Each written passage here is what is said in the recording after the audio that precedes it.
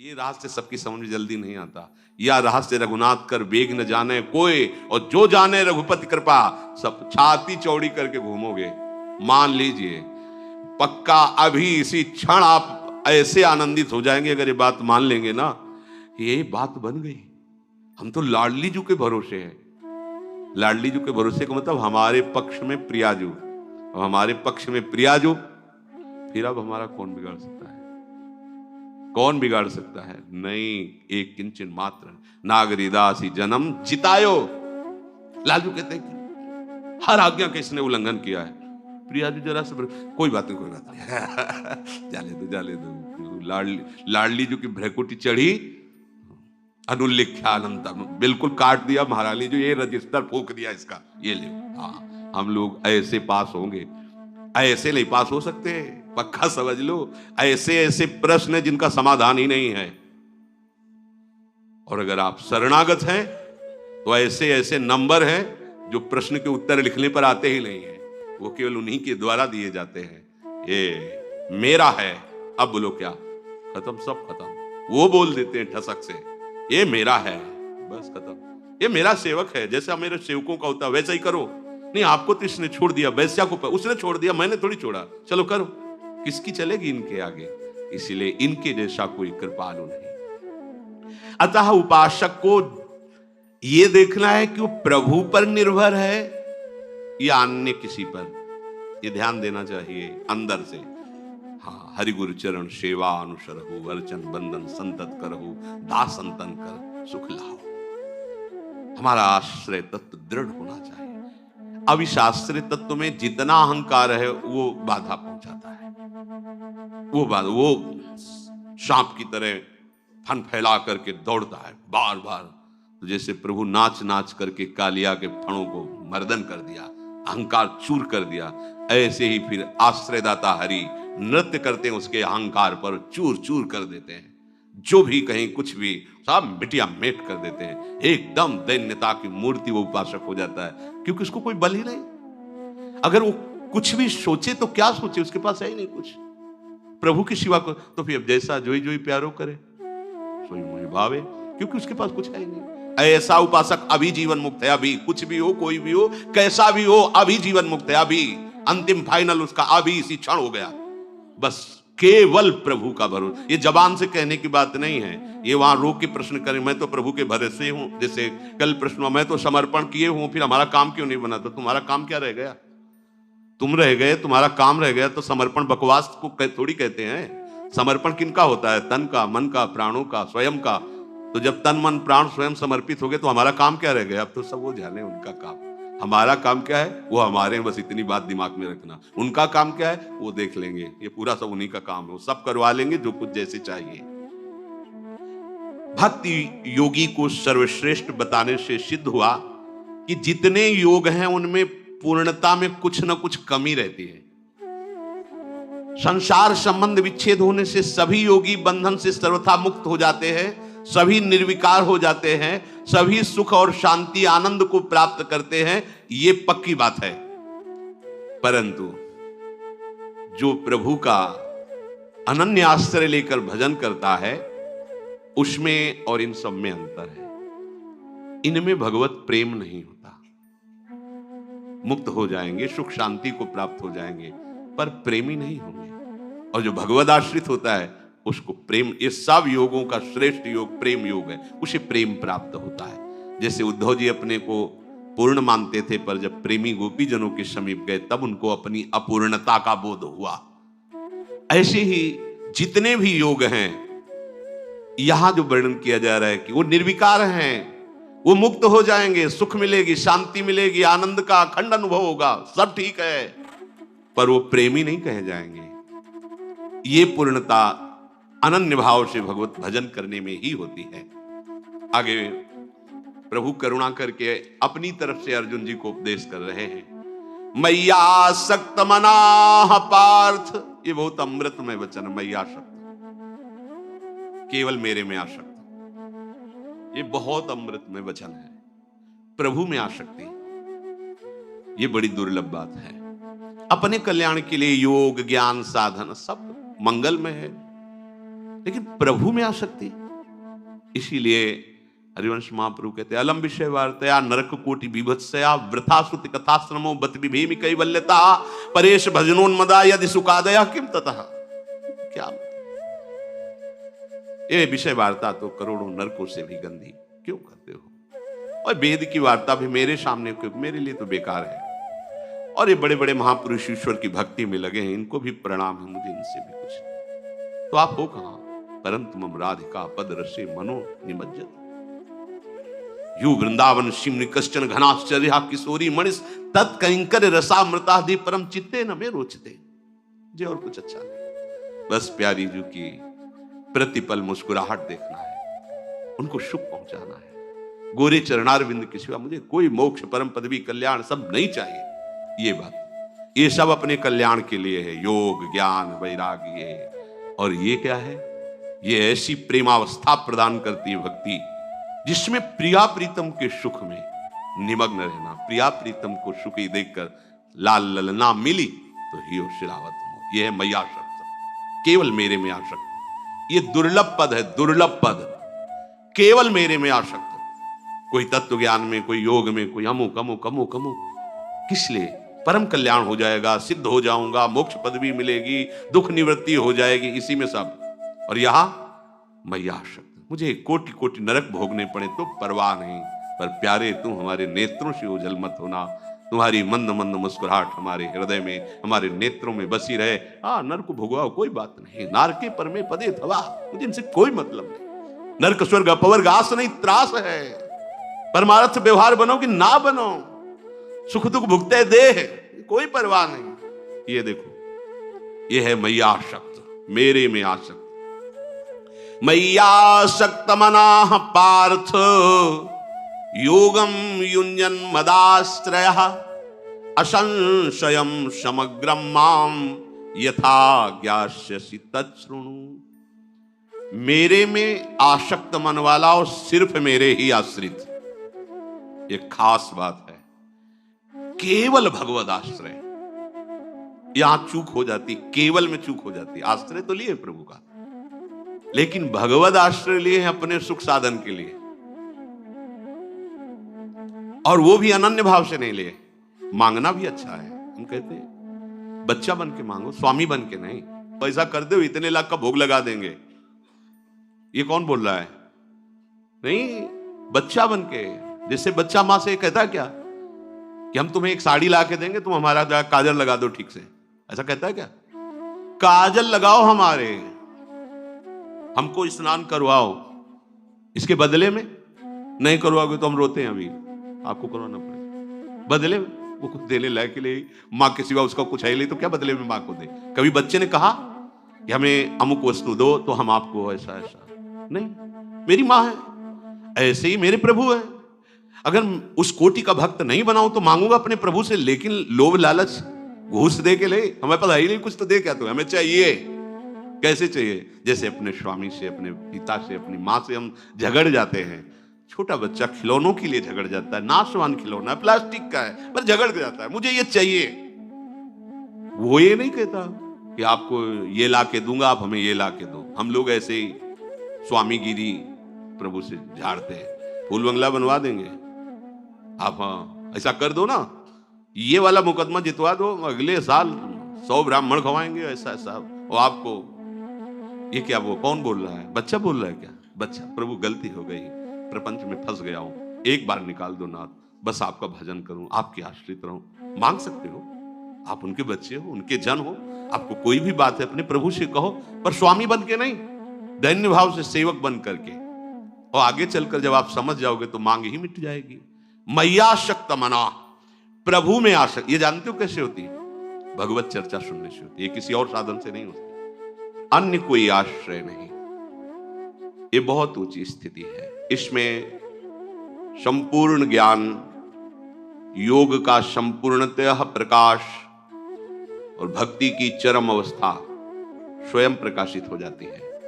उसे अलग से कोई साधन नहीं करना पड़ता, निरंतर निष्काम भाव से, कोई चाह नहीं। ये चाह को भी मिटा देगा भजन। ये स्थिति है। प्रारंभ में किसी की ऐसी स्थिति नहीं होती। ये पीछे के श्लोक में श्री भगवान ने वर्णन किया। जो प्रयत्न पूर्वक उपासक अपनी उपासना में मन को दृढ़ कर दिया है, प्रयत्न पूर्वक बार बार मन हमको उपास्य देव से विमुख करने की चेष्टा करेगा, पर हमें प्रयासरत रहना है। अगर हमें सफलता ना भी मिली तो भी सफलता हमें मिल जाएगी। बात समझना। श्रद्धा विश्वास पूर्वक प्रभु में तल्लीन हुए मन से जो उपासक भजन करता है, तो प्रभु की तरफ से समस्त साधनाओं का स्वरूप उसके हृदय में प्रकाशित हो जाता है। शब्द ध्यान दीजिए, समस्त साधनाओं का। ज्ञान का स्वरूप तत्वबोध होना, सर्वान वस्तुतया निरीक्ष परम स्वाराध्य बुद्धिर्मम, तत्वबोध हो गया। वैराग्य का स्वरूप लोक परलोक के किसी भोग में राग न रहना, जगते भयो फिरे वैरागी, श्री वृंदावन रस में अनुरागी। भक्ति का चरम स्वरूप गदगद सुर नैना सजल दंपति रस रह भीन, इह गति वृंदा विपिन में फिरे प्रेम तनलीन।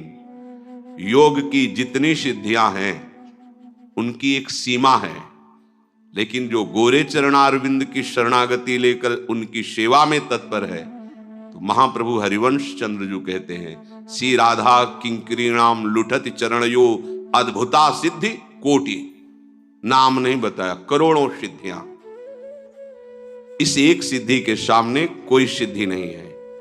प्रिया प्रीतम के मन की बात जानकर उनकी सेवा में मगन रहना। मन मन की रुचि जानी नेह विधि अनुसरें। ये सिद्धि बड़े बड़े ईश्वर कोटि के महापुरुषों में भी नहीं है कि हमारे श्यामा श्याम के मन में क्या चल रहा है ये बात जान सके।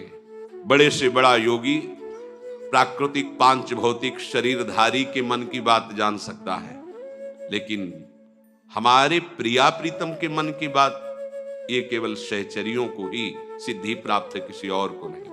इस सिद्धि की समानता करोड़ों सिद्धियां नहीं कर सकती। सब सिद्धियां हाथ जोड़े खड़ी रहती हैं प्रियादासियों के सामने। एकमात्र जिसने भजन अपना जीवन बना लिया है, तो हमारे प्रभु श्री कृष्ण को महायोगेश्वर कहा गया है, योगींद्रों मुनींद्रों के गुरु कहा गया है। योगींद्र मुनींद्र जैसे भगवान शंकर से बढ़कर कोई योगी राज नहीं है, श्री सुखदेव जी से बढ़कर कोई मुनि नहीं है। योगींद्र मुनींद्रों के भी परम गुरु भगवान श्री कृष्ण है, इसलिए इनको महायोगी राज कहा गया है। महायोग योगेश्वर भगवान श्री कृष्ण जिनके उपास्य देव हैं, उसके अंदर कौन सा योग बकाया रह जाएगा, कौन सा ज्ञान बकाया रह जाएगा, कौन सी स्थिति बकाया रह जाएगी। क्योंकि जिसने इनकी शरण ली वो ऐसा पूर्णतम होता है कि उसमें कहीं से भी किसी भी तरह की कमी नहीं रहती। कि भक्त तो हैं पर इनको ज्ञान नहीं है, भक्त तो हैं पर इनका वैराग्य का तात्पर्य कपड़ा उतार के घूमना नहीं है। वैराग्य का तात्पर्य शरीर का ही राग नष्ट हो जाना। अब ये कैसे जानोगे भाई? कपड़ा उतार कर फटे पुराने कपड़े पहने तो दिखाई दे रहा है, लेकिन उसने स्थूल सूक्ष्म कारण तीनों शरीरों का राग ही त्याग दिया। ये कैसे जानोगे? ये तो स्थिति प्रज्ञ ही जान सकता है, दूसरा थोड़ी जान सकता है। ये वैराग्य प्रभु प्रदान करते हैं। कुटुम देह ते जाए छूट सब ही विधि नातो, सब ही विधि नातो। ये प्रभु का आश्रय और स्मरण। प्रभु कह रहे हैं मेरा भक्त युक्ततम होता है, सबसे श्रेष्ठ होता है। जो ऐसा भक्त होता है उसे योग भ्रष्ट होना ही नहीं पड़ता है। पीछे जो चर्चा हुई कि अंतिम समय भगवत स्मृति नहीं हुई, किसी वासना का आदर हुआ या कुछ हुआ, वो अभी भक्ति की भावना में नहीं उतर पाया, तब ऐसा हुआ है। अगर वो पूर्ण भगवत आश्रय लेकर के भजन की ऐसी शैली जिसमें अन्य कहीं कोई मिलावट नहीं है, तो बड़े महिमा की बात कह रहे हैं कि किसी भी कारण से उसका मन अंतिम समय प्रभु से हट गया, अत्यंत पीड़ा या किसी भी कारण से उसे योग भ्रष्ट नहीं होने देंगे। ये बात देखनी, ये केवल बात उसी के लिए जिसने अन्य साधन का, अन्य का कहीं कोई भरोसा आशा स्थान नहीं है, जिसे थोड़ा भी अपने पुरुषार्थ का बल है, साधना का बल है, अपनी साधना पर विश्वास है, अपनी जितेंद्रियता पर अभिमान है, तो ऐसे के योग भ्रष्ट होने में चांस है।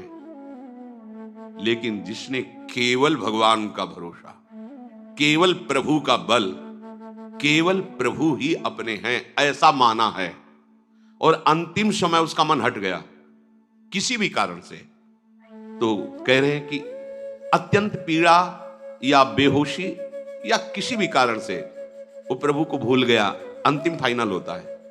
अगर आप भूल गए, जो चिंतन होगा वहीं जाओगे, पर इसका ऐसा नहीं होगा। एक खास बात, उस समय स्वयं प्रभु उसकी स्मृति के रूप में जागृत हो जाते हैं। वो भूल गया और भगवान जागृत हो गए। ये देखो खास बात, ततस्तम म्रियमाणम तु काष्ठ पाषाण सन्निभम अहम स्मरामि मद्भक्तम नयामि परमां गतिं। अब उसकी स्थिति अंतिम समय भयानक कष्ट है या किसी भी कारण से पत्थर की तरह हो गई, काष्ठ की तरह, कोई चिंतन नहीं बन रहा, कोई अंधकार छाया हुआ है। उस भक्त का मैं स्मरण बनता हूं, अहम स्मराम, भगवान स्फुरित होने लगे, उनका रूप, उनका नाम। अब वो नहीं कर पा रहा कुछ। उसको उस समय जो गति प्राप्त होती वो किसी बड़े बड़े योगियों को भी नहीं प्राप्त होती। ये चमत्कार है भगवद आश्रय का। प्रसन्न हो जाना चाहिए बात सुनकर। हमें अंतिम का भी कोई भय नहीं रह गया। अगर हमारी ऐसी कोई परिस्थिति स्थिति काष्ठ और पत्थर की तरह हृदय हो गया, कुछ स्फुरण ही नहीं हो रहा, भगवान को भी भूल गए, उस समय प्रभु अपने रूप को प्रकाशित करते हैं, अपने नाम को, अपनी स्मृति को प्रदान करते। भगवान स्मृति रूप से स्फुरित होते हैं। ततस्तम म्रियमाणम तो काष्ठ पाषाण सन्निभम अहम स्मरामि मदभक्तम नयामि परमाम गतिम। वो ऐसी परम गति को प्राप्त होता है, दूसरा नहीं प्राप्त कर सकता। उस समय भगवान उसका स्मरण बन जाते हैं। कफ वातादि दोषेण मद भक्तो नचमाम स्मरेत तस्य स्मराम्य हम नोचेत कृतज्ञो नास्ति मत परहा। जिसने जीवन भर मेरा आश्रय लेकर के भजन करने का प्रयत्न किया है, वो अंतिम समय कफ वात आदि के बढ़ जाने से वो मेरा स्मरण मृत्यु के समय नहीं कर पा रहा है, तो मैं स्वयं उसका स्मरण करता हूं, मैं स्वयं उसकी स्मृति के रूप में जागृत हो जाता हूं। यदि मैं ऐसा ना करूं तो मेरे से बढ़कर कृतज्ञ कोई नहीं हो सकता, क्योंकि उसने मेरा आश्रय लिया है। बात बन गई। भगवान सत्यनारायण कहे गए हैं। सत्संग में कई बार कहा है कि परिहास में भी कभी झूठ नहीं बोलते।